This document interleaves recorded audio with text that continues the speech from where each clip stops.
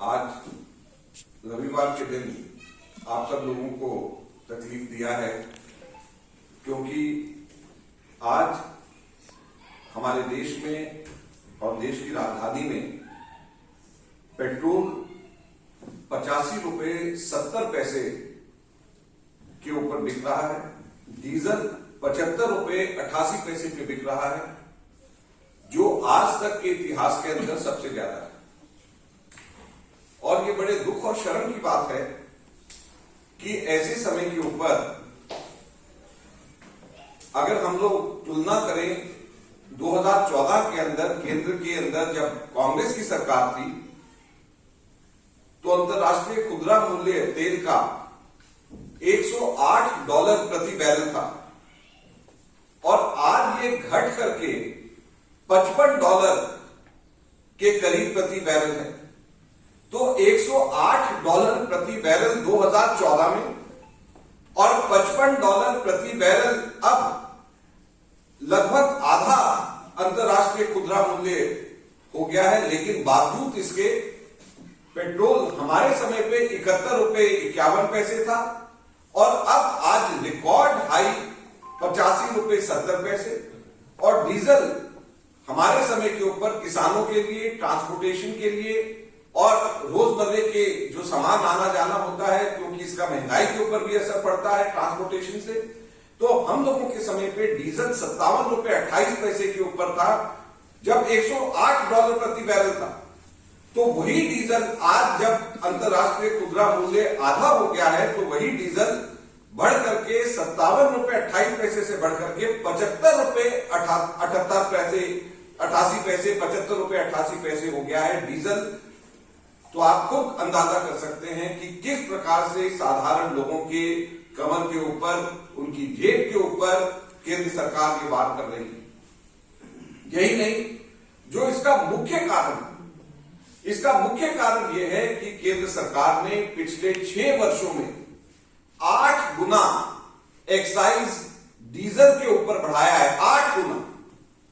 8 गुना excise diesel के ऊपर बढ़ा है और 2.5 गुना पेट्रोल के ऊपर एक्साइज बढ़ा।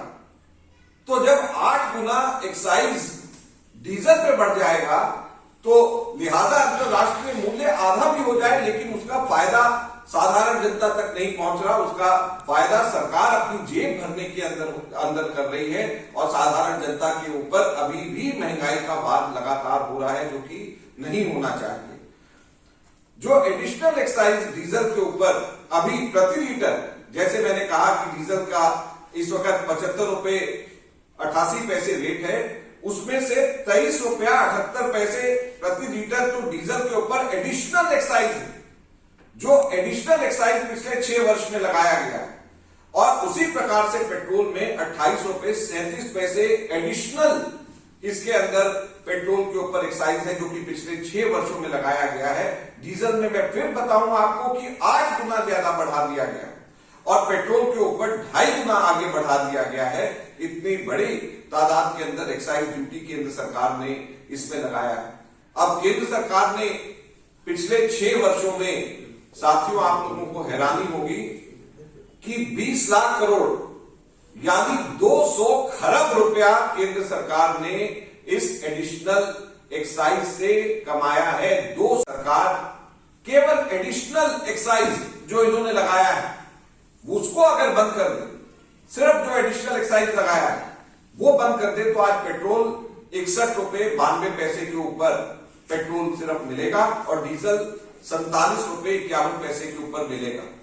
तो अगर आज केवल सरकार एडिशनल एक्साइज जो इन्होंने अपने समय के ऊपर लगाया है, तो इतना बड़ा फर्क हमारे पेट्रोल और डीजल के अंदर पड़ जाएगा।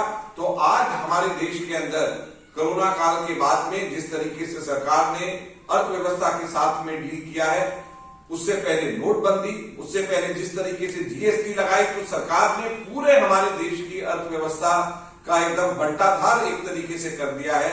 आज की स्थिति के अंदर सरकार को हमारे देश के अंदर चाहिए कि साधारण लोगों के ऊपर बोझ कम हो, तो इसलिए एक्साइज एडिशनल जो लगाया है उसको एकदम से वापस लिया जाए। और कांग्रेस पार्टी सरकार से मांग करती है कि 200 खरब रुपया जो एडिशनल सरकार ने एडिशनल एक्साइज से जो कमाया है 200 खरब से भी ज्यादा, वो पैसा कहां पर खर्च किया जा रहा है, वो किनकी जेबों के अंदर जा रहा है, उसके बारे में भी सरकार देश की जनता को बताए। यह कांग्रेस पार्टी मांग करती है। धन्यवाद। अब 200 खरब रुपया जो सेंट्रल गवर्नमेंट ने इसमें कमाया है, हम केंद्र सरकार से सीधे सीधे ये पूछना चाहते हैं कि वो पैसा गया कहां है। 200 खरब रुपया केंद्र सरकार ने एडिशनल जो इसके अंदर पैसा एक्साइज में कमाया है, वो किसकी जेबों के अंदर जा रहा है। आज अगर आप देखें तो सेना के जवान हमारे, उनके डीए कट रहा है। केंद्र सरकार के कर्मचारी हैं तो उनके डीए कट रहा है। आज अगर छोटे कारोबारियों से बात करें तो वो परेशान है, उनके ऊपर टैक्स का बोझ आ रहा है, उनके ऊपर बैंक से इंस्टॉलमेंट का बोझ उनके ऊपर आ रहा है। तो ये पैसा 200 खरब रुपया पिछले 6 वर्षों में गया कहां है।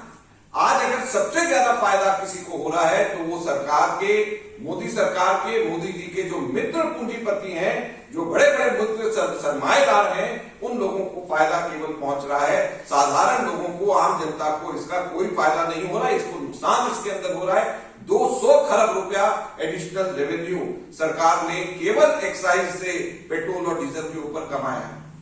मैं आपको साथ साथ याद दिलाना चाहता हूं, एलपीजी सिलेंडर के ऊपर 12 एलपीजी के सिलेंडर्स हम लोगों के टाइम पे सब्सिडाइज रेट्स के ऊपर मिला करते थे, और एक बार बीच में जब 12 के 9 हो गए तो हाहाकार मचा दिया इन लोगों ने कि इसके अंदर जो है 9 क्यों कर दिए।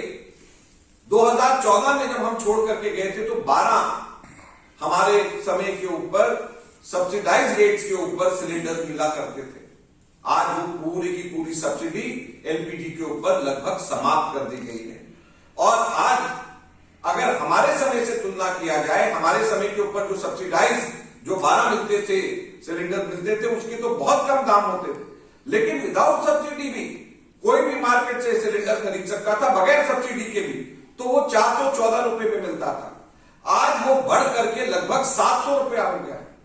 तो 414 रुपया जो हमारे समय के ऊपर बगैर सब्सिडी के गैस सिलेंडर मिलता था, मैं सब्सिडी की तो 12 जो गैस सिलेंडर्स हैं सब्सिडी वाले वो अलग हैं, बगैर सब्सिडी के जो 414 रुपए का मिलता था वो लगभग 700 रुपए का हो गया। और ये बावजूद इसके कि अंतरराष्ट्रीय इसके अंदर जो गैस के प्राइसेस है वो कम हो रहे हैं, और ये अंतरराष्ट्रीय गैस के प्राइसेस के साथ में सीधे लिंक्ड है। तो अंतरराष्ट्रीय गैस के प्राइसेस जब कम हो रहे हैं तो क्यों ऐसा हो रहा है कि हमारे देश के अंदर विदाउट सब्सिडी भी जो हमारे गैस जो आराम से 414 रुपए में मिलते थे आज 700 रुपए के अंदर हो रहा है। हम लोग सरकार से ये जानना चाहते हैं।